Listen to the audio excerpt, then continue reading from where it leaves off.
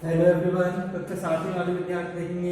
आज हम अध्याय 15 राष्ट्रपति एवं केंद्रीय मंत्रिपरिषद का पार्ट 2 पहले में हमने बता दिया था। पहले पार्ट में इसके पहले एक वीडियो डाली थी जिसमें हमने राष्ट्रपति उपराष्ट्रपति के बारे में बताया था, उनकी योग्यताओं के बारे में बताया था, क्या क्या शर्तें होती हैं कि जो राष्ट्रपति व्यक्ति जो राष्ट्रपति उम्मीदवार कैसे कैसे चुना जाता है, उसकी क्या शर्तें होती है और उपराष्ट्रपति की क्या शर्तें होती है, हमने पहले वीडियो में बता दिया था। आज हम उसके आगे का टॉपिक पढ़ेंगे राष्ट्रपति की प्रमुख शक्तियों के बारे में ना।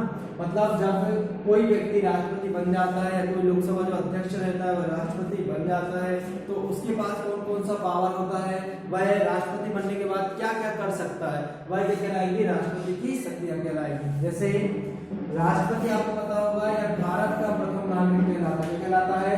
यदि आपसे क्वेश्चन किया जाता है कि भारत का प्रथम नागरिक कौन है तो आप लिखेंगे क्या, राष्ट्रपति। ठीक है, यह तीनों सेनाओं का प्रमुख होता है। हमने कल ही बताया था, जल थल वायु तीनों सेनाओं किसके अधीन होती है, राष्ट्रपति की। ठीक है, तो पहला पॉइंट आप ये लिखेंगे कि राष्ट्रपति प्रधानमंत्री की नियुक्ति करता है। किसकी नियुक्ति करता है, प्रधानमंत्री की नियुक्ति करता है, तथा मंत्रिपरिषद के कार्यों की देखरेख करता है या मंत्रिपरिषद के कार्यों में अपना सुझाव देता है।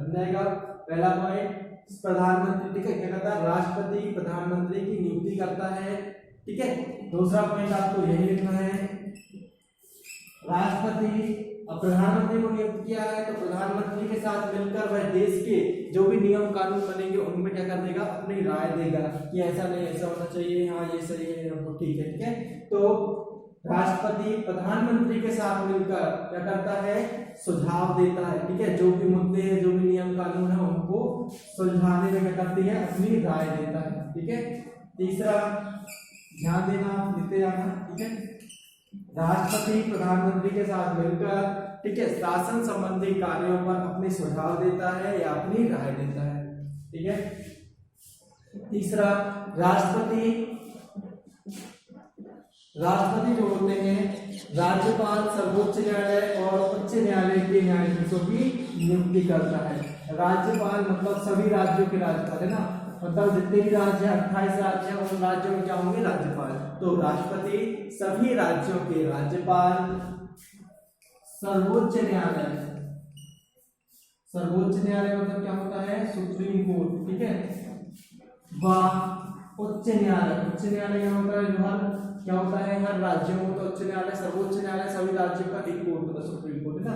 उच्च न्यायालय, अब न्यायालय में कौन रहेगा, न्यायाधीश। कौन रहेगा, न्यायाधीश। तो जो राष्ट्रपति होते हैं वह राज्यपाल, सर्वोच्च न्यायालय और उच्च न्यायालय के न्यायाधीशों की नियुक्ति करता है। ठीक है, बनेगा तीसरा पॉइंट ये है, राष्ट्रपति, ठीक है, सभी राज्यों के राज्यपाल, सर्वोच्च न्यायालय और उच्च न्यायालय के न्यायाधीशों की नियुक्ति करता है।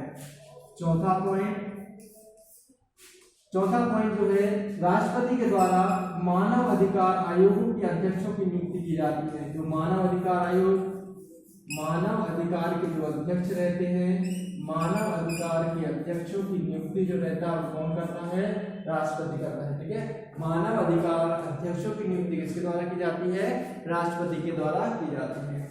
फिर पांचवा पॉइंट मोस्ट इंपोर्टेंट है, पूछा जाता है राष्ट्रपति अध्यादेश कब जारी करता है ना।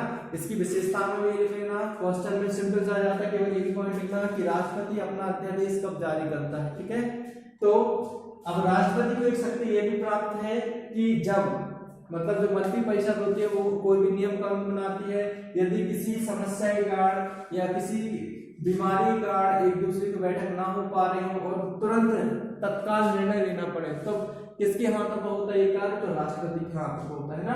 तो क्वेश्चन पूछा जाता है राष्ट्रपति अध्यादेश कब जारी करता है, तो जब संसद की बैठक ना हो पा रही हो और अत्यंत आवश्यकता मतलब कानून बनाने की अत्यंत आवश्यकता हो। ठीक है, जब संसद की बैठक ना हो पा रही हो और देश में कानून बनाने की आवश्यकता पड़ जाए तब ऐसी स्थिति में राष्ट्रपति एक अध्यादेश जारी करता है। अध्यादेश मतलब प्रस्ताव जारी करता है जिसमें उसके संबंधित कुछ सूचना होती है, मतलब जो नियम बनाता है, नियम बनाने रहते हैं तो राष्ट्रपति किसी की राय न लेकर खुद से अपना एक प्रस्ताव लिखता है, खुद नियम बनाता है, वो पारित कर देता है ना, जिससे कानून के समान मान्यता प्राप्त होती है।